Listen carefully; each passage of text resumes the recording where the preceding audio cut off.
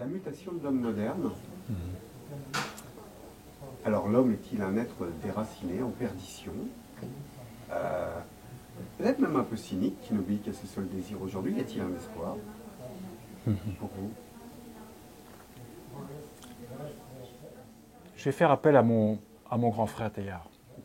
Parce que Teilhard est très souvent récupéré par ceux qui nous proposent une vision pour l'humanité, pour l'avenir de l'humanité, et qui parlent de transhumanisme.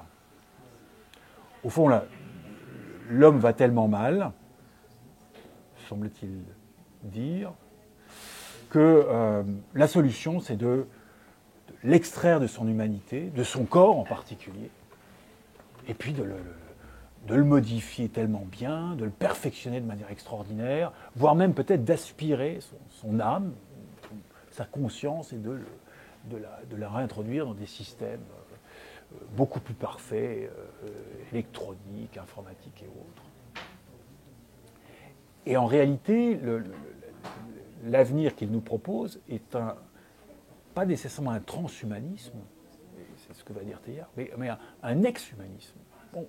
On rejette l'humanité, voilà, l'humanité telle que moi je la décris, c'est ce que je suis, toute cette complexité, pour ne garder que ce qui serait, dans le conditionnel, voilà, la pointe de l'âme, ça existait dans un esprit, la pointe de l'âme, la perfection, et on le conserve ad vitam aeternam. C'est une vision de l'humanité, ou de la fin de l'humanité, en réalité, qui aujourd'hui est assez présente et assez prégnante, et peut-être d'une manière plus insidieuse encore qu'on ne l'estime, par des formes un peu dérivées, mais une certaine médecine nous le propose, une certaine société nous le propose aussi. Bon, alors, pourquoi des relations, du relationnel humain incarné, le virtuel, tellement plus simple, plus propre, plus facile, etc. Bon, bref, je ne suis pas là pour... Et Teilhard, lui, je trouve, a une posture qui m'inspire beaucoup pour essayer d'aborder ça.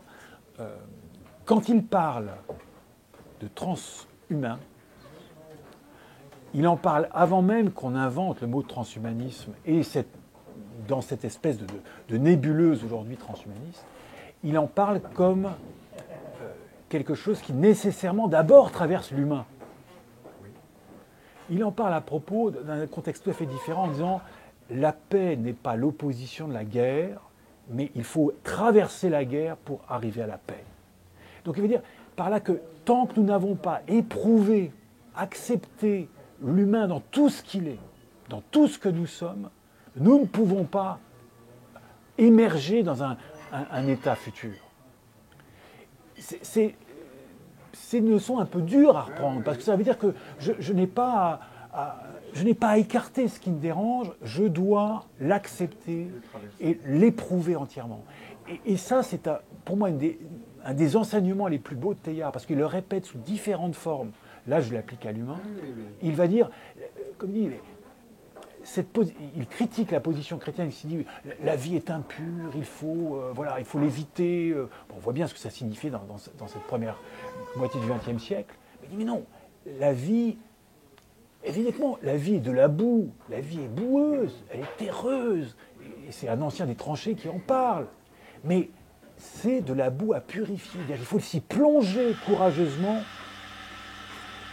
C'est mieux qu'après l'avoir traversé, que là, on émergera dans un état, je ne sais pas s'il faut dire supérieur, mais à l'étape suivante.